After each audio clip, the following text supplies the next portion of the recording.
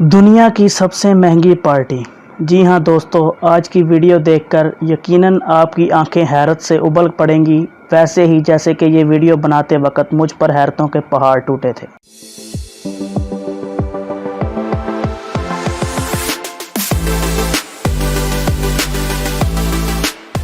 السلام علیکم دوستو، this is Umar Vikas, welcome to my YouTube channel Kashi vlogs. دوستو امید کرتا ہوں آپ سب خیریت سے ہوں گے۔ دوستو رضا شاہ ایک لبرل، ترقی پسند اور مغربی کلچر کا دلدادہ شخص تھا، اور وہ ایران کو ترقی یافتہ اور خوشحال ممالک کی صف میں دیکھنا چاہتا تھا۔ اپنے اس ویژن اور کاوش کے سلسلے میں رضا شاہ پوری دنیا کی حکومتوں کی سپورٹ اور توجہ حاصل کرنے کا خواہاں تھا، لیکن یہاں پہ یہ سوال تھا کہ آخر اپنے انقلابی منصوبے کو وہ دنیا کے سامنے کس طرح پیش کرے کہ دنیا نہ صرف اس کے منصوبے سے منوعاً آگاہ ہو جائے بلکہ اس کی سپورٹ پر بھی خوشی خوشی راضی ہو جائے۔ اس سلسلے میں شاہ کے پاس ایک پلان تھا، جس کے مطابق سلطنت فارس کے قیام کی 25ویں سالگرہ کے موقع پر وہ ایک ایسی پارٹی منعقد کر کے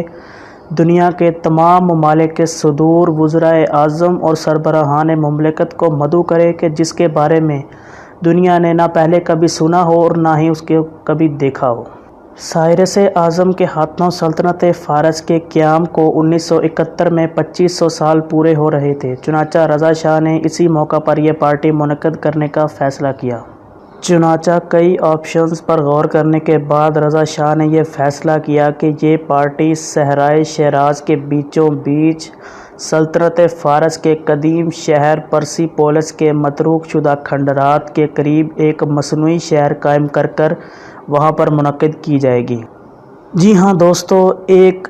بے آب و گیا اور ویران ریگستان جہاں پر دن کے وقت موسم شدید گرم یعنی کہ 47 ڈگری سینٹی گریڈ اور رات کے وقت شدید سرد یعنی کہ 0 ڈگری سینٹی گریڈ سے بھی نیچے تھا، اور یہ تمام علاقہ سانپوں، بچھوؤں اور صحرائی جانوروں سے اٹا پڑا تھا، اور رضا شاہ یہاں پر 3 روزہ بین الاقوامی تقریب منعقد کرنا چاہتا تھا۔ پر شاہ کا حکم تو چونکہ بادشاہ کا حکم تھا، اس لیے اس شہر کی تعمیر 1969 میں ہی شروع ہو چکی تھی۔ ساتھ ہی قریب ترین واقع شہر شیراز سے پرسیپولس تک ایک ہائی وے کی تعمیر کا کام شروع کر دیا گیا، جس کے ذریعے سبھی مہمانوں کو تقریب کے مقام تک پہنچایا جانا تھا، اور اس کے ساتھ ہی شیراز کے قریب ایک ایئرپورٹ کی تعمیر کا کام بھی شروع کر دیا گیا، جہاں پر نہ صرف مہمانوں کے طیاروں نے اترنا تھا بلکہ اسی ایئر فیلڈ کے ذریعے مصنوعی شہر کے قیام و تعمیر کے لیے سامان اتارا جانا تھا اور وہاں سے گاڑیوں کے ذریعے پرسیپولس تک پہنچایا جانا تھا۔ شیراز تا پرسیپولس ہائی وے کے دونوں اطراف بڑی تعداد میں درخت اور لائٹنگ بھی کی گئی، اور صرف اتنا ہی نہیں، شیراز میں 2 نئے 5 اسٹار ہوٹلز کا قیام بھی عمل میں لایا گیا، جن میں 300 کمرے بنائے گئے، اور ان میں اصل مہمانوں کے ساتھ آنے والے کم اہم افراد کو ٹھہرایا جانا مقصود تھا۔ پرسیپولس کی بنجر اور بے آب و گیا زمین کو خوبصورت اور سرسبز قطع زمین میں بدلنے کے لیے شاہ نے بھاری مقدار میں گھاس کے ساتھ ساتھ 15,000 خوبصورت درخت اور 20,000 قسم کے پھولدار پودے بھی منگوائے، جن کی مدد سے وہ اس قطع زمین کو جنت ارضی میں بدلنا چاہتا تھا، اور اس کام کی ذمہ داری شاہ نے فرانس کے ایک مشہور فلورسٹ جارج ٹروفو کو دی۔ اس مصنوعی سبزہ زار کو سجانے کے لیے رضا شاہ نے یورپ سے 50,000 پرندے اور 20,000 چڑیا منگوا کر ان کو اس جگہ پر چھوڑ دیا۔ یہ الگ بات ہے کہ پارٹی کے ختم ہونے کے بعد شدید گرمی اور پانی کی کمی کی وجہ سے وہ تمام پرندے مر گئے تھے،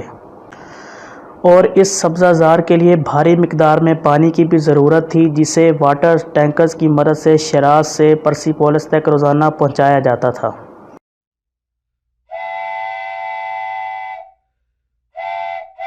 مہمانوں کی رہائش کے لیے پرسیپولس کے باغات کے بیچوں بیچ 50 عدد لگژری اور بے مثال حد تک پرآسائش خیمے نصب کیے گئے، اور ان خیموں کو ایک ستارے کی شکل میں 5 کونوں میں نصب کیا گیا، اور ان خیموں کے درمیان کئی فواروں پر مشتمل ایک بہت بڑا اور شاندار تالاب بھی تعمیر کیا گیا تھا، اور اس کے علاوہ خیمہ بستی کے سامنے 2 انتہائی شاندار اور بہت بڑے ایونٹ ہال بھی تعمیر کیے گئے تھے۔ اور اگر بات کریں خیموں کی تو ہر خیمہ بھی اپنے آپ میں ایک شاہکار تھا، اور ان خیموں کو فرانس کی میسن جانسن کمپنی نے پیرس کی ایک ایئر فیلڈ پر تیار کیا تھا، جن کو بعد میں درجنوں پروازوں کے ذریعے ایران میں منتقل کیا گیا تھا۔ خیمے کا سائز ایک 5 مرلے کے مکان جتنا تھا۔ دنیا کے مہنگے ترین رنگا رنگ پرکشش فرنیچر اور مہنگی ترین پینٹنگز، قالینوں اور ڈیکوریشن پیسز سے مزین ہر خیمے میں 2 بیڈ رومز، 2 باتھ رومز، 1 عدد سٹنگ روم کے ساتھ ساتھ ایک کچن، بمائے کک اور 24 گھنٹے ملازمین کے ساتھ موجود تھے۔ ہر ایک خیمہ ہر ایک الگ ملک کے حکمران اور صدر کے لیے متعین تھا۔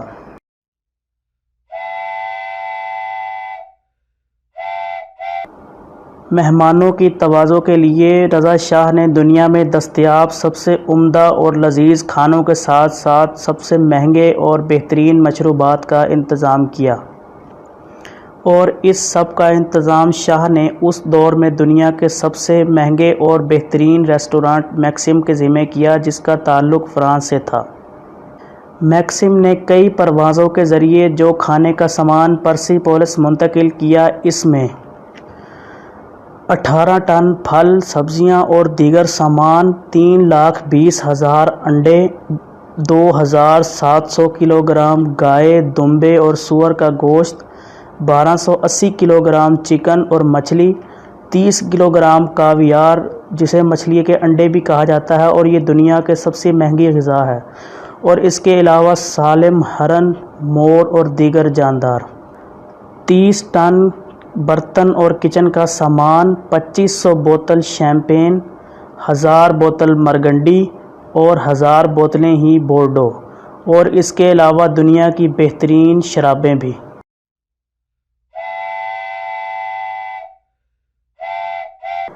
کیونکہ اس دعوت پر پوری دنیا کے حکمرانوں نے شرکت کرنی تھی، اس لیے اس کی سیکیورٹی بھی اپنے آپ میں ایک بہت بڑا مسئلہ تھی،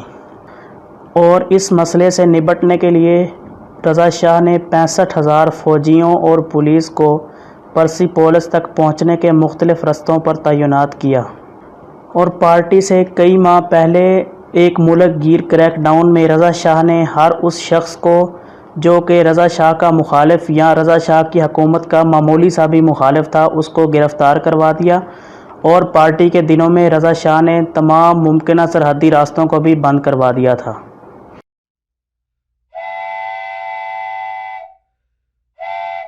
اس عالی شان ایونٹ کی تقریب سے 1 سال پہلے ہی رضا شاہ کی حکومت نے دنیا کے تمام بڑی میڈیا کمپنیز، ذرائع ابلاغ کے تمام نمائندوں، اخبارات اور جرائد سے رابطہ کر کے 1 سال پہلے ہی اس تقریب کے لیے میڈیا کوریج شروع کر دی تھی۔ ایرانی فلم بورڈ نے اس تقریب کی باقاعدہ ایک فلم بھی بنائی جسے فلیمز آف پرشیا کا نام دیا گیا، اور یہ تقریب پورے 1 سال تک پوری دنیا کے میڈیا اور اخبارات پر چھائی رہی۔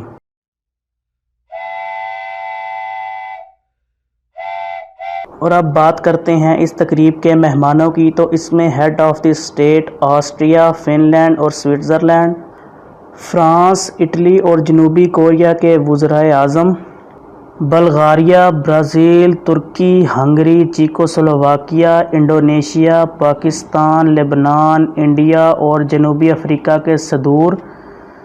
کینیڈا، آسٹریلیا کے گورنر جنرل اور امریکہ کے نائب صدر، چین کے سفیر، پولینڈ کے ڈپٹی چیئرمین، ایتھوپیا کے شہنشاہ، شاہی جوڑے ڈنمارک، بیلجیم، نیپال، یونان، اردن اور ناروے، لیسوتھو کے بادشاہ، بحرین، قطر، کویت، ابوظہبی کے امیر، عمان کے سلطان، افغانستان کی شہزادی اور شہزادے شہزادیاں بطور couple, Luxembourg, France, Sweden, Spain, Italy, Japan, مراکش، تھائی لینڈ کے شہزادے اور ملیشیا کے شاہی رکن، ویٹیکن سٹی کے نمائندہ خصوصی اور روس کے چیئرمین نے شرکت کی۔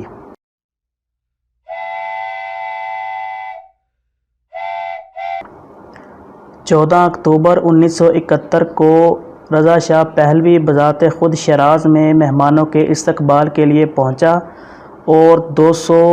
بلٹ پروف لیموزین گاڑیوں کے ذریعے مہمانوں کو پرسیپولس تک پہنچایا گیا اور اس شام تقریبات کا باقاعدہ آغاز ہو گیا، جس میں رضا شاہ پہلوی نے تمام مہمانوں سے مختصر خطاب کیا، جس میں اس نے اپنے عظیم الشان ماضی اور پر امید مستقبل کے بارے میں ذکر کیا، جس کے بعد سبھی مہمانوں کو ان کے خیموں تک پہنچا دیا گیا۔ دنیا کی تاریخ میں پہلی مرتبہ کسی ایک مقام پر دنیا کی اتنی زیادہ با اثر شخصیات جمع ہوئی تھیں۔ شام کے وقت مہمانوں کو ایک بڑے ہال میں قائم سوشل کلب میں مستفید ہونے کا موقع دیا گیا۔ اس کلب میں ایک استقبالیہ، ایک شراب خانہ، ایک جوا خانے کے علاوہ 20 بیوٹی پارلرز بھی بنائے گئے تھے، جن میں 4 مردوں کے لیے اور باقی خواتین کے لیے تھے، جن میں دنیا کے ٹاپ ہیئر ڈریسرز اور میک اپ آرٹسٹ کو بلایا گیا تھا، اور اس کے ساتھ ساتھ ایک بنکر بھی بنایا گیا جس کا مقصد خواتین کے زیورات اور دیگر قیمتی چیزوں کو حفاظت سے رکھنا تھا۔ اور اس شب رضا شاہ پہلوی نے دوسرے بڑے ہال یعنی کہ بینکویٹ میں سبھی مہمانوں کو ایک شاندار ڈنر پر جوائن کیا۔ اس بینکویٹ کے ایک ایک انچ کو دنیا کے سب سے ماہر اور مہنگے پروفیشنل ڈیزائنر نے بنایا تھا۔ ڈائننگ ٹیبل کی لمبائی 70 میٹر تھی، جس پر بچھنے والے کپڑے کو 125 خواتین نے 6 ماہ میں ہاتھوں سے تیار کیا تھا۔ پوری دنیا کی تاریخ کا اور اب تک کا واحد ایسا موقع تھا جب دنیا کے 6 بر اعظموں اور 20 ممالک کے سربراہان ایک جگہ کھانے کی میز پر اکٹھے تھے۔ ان 600 مہمانوں کو دنیا کے سب سے بہترین اور عمدہ کھانوں کے ساتھ ساتھ سب سے مہنگے مشروبات سے بھی محظوظ کیا گیا۔ 15 اکتوبر یعنی کہ پارٹی کے دوسرے دن صبح کے وقت پرسیپولس کے کھنڈرات پر ایک شاندار شو کا انتظام کیا گیا، جہاں پر سبھی مہمانوں کو ایران کے 2500 سالہ تاریخ کے قدیم افواج، ہتھیار، لیڈرز اور شاندار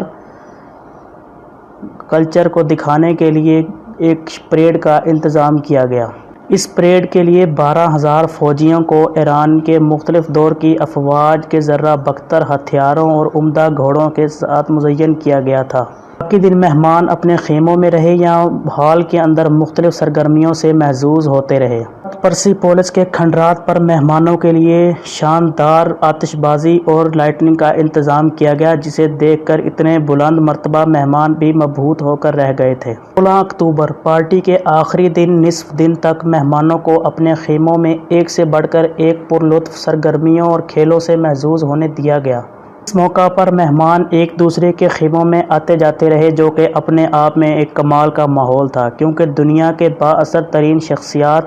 ایک دوسرے کے ہمسائے میں خیموں میں رہائش پذیر تھے۔ دوپہر کو سبھی مہمانوں کو دارالحکومت تہران میں کچھ اہم تقریبات میں مدعو کیا گیا اور آخری رات شیراتن ٹاورز پر شاندار آتش بازی کے ساتھ یہ پارٹی اپنے اختتام کو پہنچ گئی۔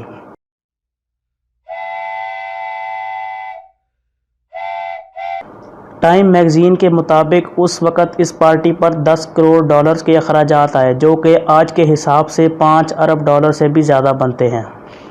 بلا شبہ یہ پارٹی ایک کامیاب ترین ایونٹ تھا، جس نے ایران اور رضا شاہ کو کچھ عرصہ کے لیے میڈیا کی زینت بنائے رکھا، لیکن پارٹی کے اختتام کے کچھ عرصہ بعد ایران سمیت پوری دنیا میں یہ سوالات اٹھنے لگے کہ ایک ایسا ملک جس کی آبادی خط غربت سے بھی نیچے زندگی گزارنے پر مجبور ہے، کیا اس کو ایسا زیب دیتا ہے کہ وہ ایک ایونٹ پر $10 کروڑ خرچ کر دے۔ اس پارٹی کے منفی اثرات نے شاہ کی ساکھ بری طرح مجروح کی اور اس کی مقبولیت میں خطرناک حد تک کمی ہو گئی، اور ساتھ ہی رضا شاہ کے خلاف ایران میں چلتی تحریک زور پکڑنے لگی اور 1979 میں رضا شاہ کی حکومت کا خاتمہ ہو گیا اور رضا شاہ ایران سے فرار ہو کر مصر پہنچ گیا، اور 27 جولائی 1980 کو جلا وطنی کے دوران مصر میں ہی اس کا انتقال ہو گیا۔ ان 3 دنوں کے بعد پرسیپولس کا مقام پھر سے متروک اور ویران ہو گیا، اور آج بھی وہاں پر خیموں کے کچھ زنگ آلود سانچے ہی باقی پڑے رہ گئے ہیں۔ دوستو یہ تھی آج کی ویڈیو، امید کرتا ہوں آپ کو پسند آئی ہوگی۔ اگر آپ کو یہ ویڈیو پسند آئی ہے تو اس کو اپنے دوستوں کے ساتھ شیئر کریں، لائک کریں، کمنٹ کریں، اور اب میں ملوں گا آپ سے ایک نئی معلوماتی ویڈیو میں، تب تک کے لیے خدا حافظ۔